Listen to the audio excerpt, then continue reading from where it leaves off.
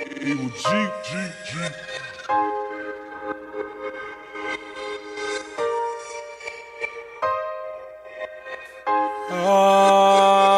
Rich on baby, you know how it go. When we pull up, you know we take on you. Say she wanna be a one of more. Cause I live that lifestyle, shawty want that lifestyle. Yeah, man, you know how it go. We pull up, you know we take on you. Say she wanna be a one of more. There's this YMCA off of Campbellton Road. It's literally right in the middle of an at-risk community, and these kids need something. I've been talking to Mike, I've been talking to Gavin, and I think we should launch a teen center there and name it after Fly. The kids, I got an email from Gavin, who's the president of the YMCA, they're already making flyers.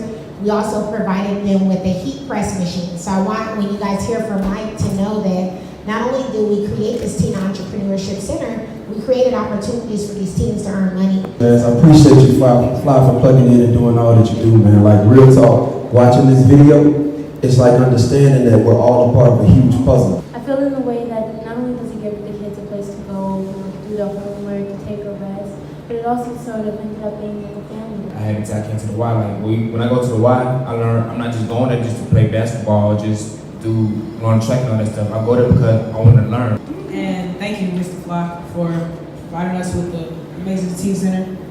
And with the Teen Center is to us is my foundation for growth and development.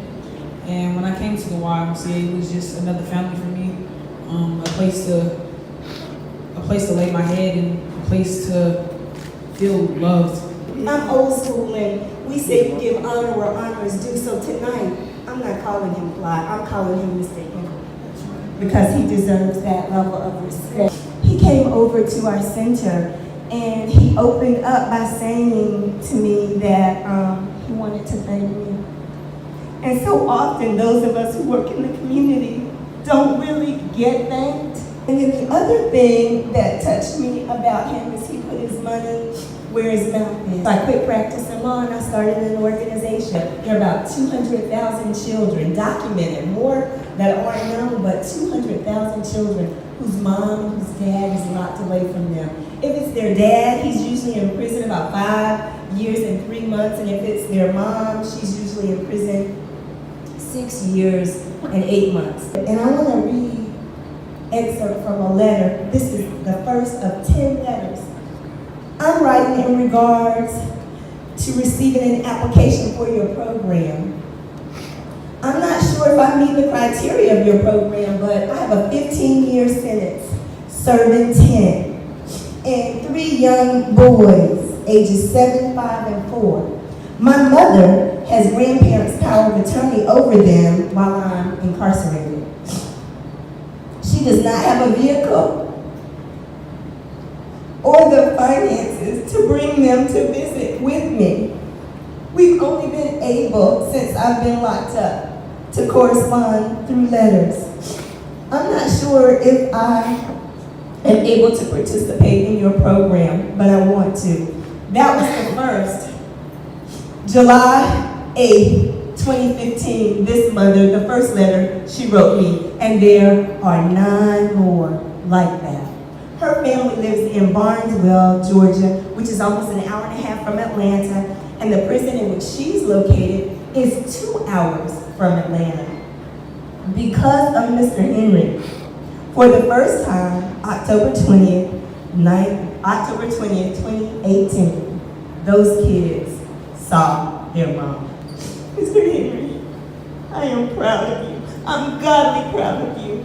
Thank you for the role model you are as a black man for not only our black boys, but our black girls. God bless you. Like, I was traveling and I kept getting this number from South Carolina. I kept getting missed calls, and I haven't been answering a lot of phone calls lately because some way, somehow my number was like on Crunchbase, and so people were calling me from everywhere. I was like, who are these people? And this lady, she kept calling me, and she said, hey, Miss Jasmine, you know, this lady gave me your number. We were sleeping outside the train station, and she said, if you keep calling her, she's gonna help you. She's gonna figure out some resources to help you in your situation. So finally, one day I talked to the mother, her name was Lily, And she said, you know, hey, me and my brother and my 2 kids, we just escaped a domestic violence situation. It had to do with my father. And, you know, I'm looking for resources for shelters. Can you tell me what shelters to go through? So I sent her an email, text message with tons of different resources. Hey, call all these places. And about 4 days later, she called me back and she said, hey, a lot of them won't accept me because they're saying I'm no longer in a scary situation anymore. I've left the state. I'm no longer in a threatening situation. They also want to accept my brother because he's over the age of 13. A lot of you guys don't know this. There's shelters here across the state of Georgia, especially in Atlanta, after a young male, no matter if they're in a family unit, after he reaches anywhere from 9 to 13, he can no longer go in a women and children's shelter. So a lot of times we have young boys who took to a basketball game just on Saturday night, separated from their moms in their own boys' home because they're 9, they're 10, they're 11, 12, 13, 15. They can no longer be in the shelter with their parents. And so she said a lot of the shelters won't accept us. And I finally said to her, I said, well, how old are the kids? And she said, 3 months and 1. I have a 3-month-old and a 1-year-old. He's almost 18 months. And I said, well, where did you guys sleep at last night? She said, the Hamilton E. Holmes train station. And I just think at that moment, it was raining that day, and something just said, like, I can't let these people sleep outside. So I said, well, where are you guys at? She said, well, we're over at the train station. We can walk somewhere. And so I picked them up with everything they own from the Publix on Cascade. I don't know how many of you guys live in the SWAT, Southwest Atlanta. Shout out to y'all. I went to that Publix right under that awning, and they had some plastic tubs, those totes, you know, without the lids, and they had the kids in car seats. And I picked them up and I said, hey, I don't know where I'm gonna have you guys at for the next few weeks, but I wanna at least put y'all in a hotel right now. I put them in a hotel and I sat down with Fly. About a week later, I said, hey, there's this family. I know we're doing this. I don't want to put my own, you know, people on you, but I want to tell you about this family. And we took them from this hotel and put them into a house. We also helped the young man get a full scholarship to go back to college. He had to drop out of college when he escaped the situation. And I want to bring you up. First of all, I just want to say thank you to Mr. Fly and Ms. Dad, Ms. Tish, the whole Trust and Giving Foundation, because what y'all did for me, I'm not gonna ever forget, like ever. And it's just mind-boggling because every morning I wake up and I'm just like, dang, I'm in the house, or dang, I get to go to work, or in a few months I get to go to school. Like it's just mind-boggling. And I don't even got words for it. I just appreciate y'all so much, and especially you, because without your vision, none of this would be possible. Exciting because tonight Fly just announced that he is launching a monthly campaign to allow families that have a parent in prison to be able to visit them. So every month we'll be sending children to visit their loved ones in both the Georgia men's and women's prisons. So we're really excited about it. For $70, you can sponsor a child, get them round-trip transportation not only to the prison, but also back to the center, give them breakfast and lunch, a neck pillow and a blanket as they visit, as well as a snack.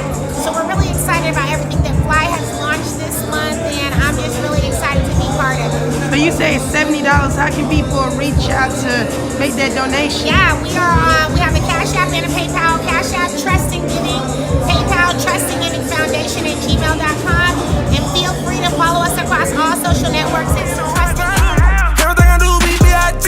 Feeling like I can be Ali. SAMORE told me trust in God, you know what that means. T.I.G. That was so say what that fly kid, you know that I was pulling up. That was back when I was on mine. You know I felt like giving up. Now I don't give a f what the price cost. I done did a lot of shit to live this lifestyle, and this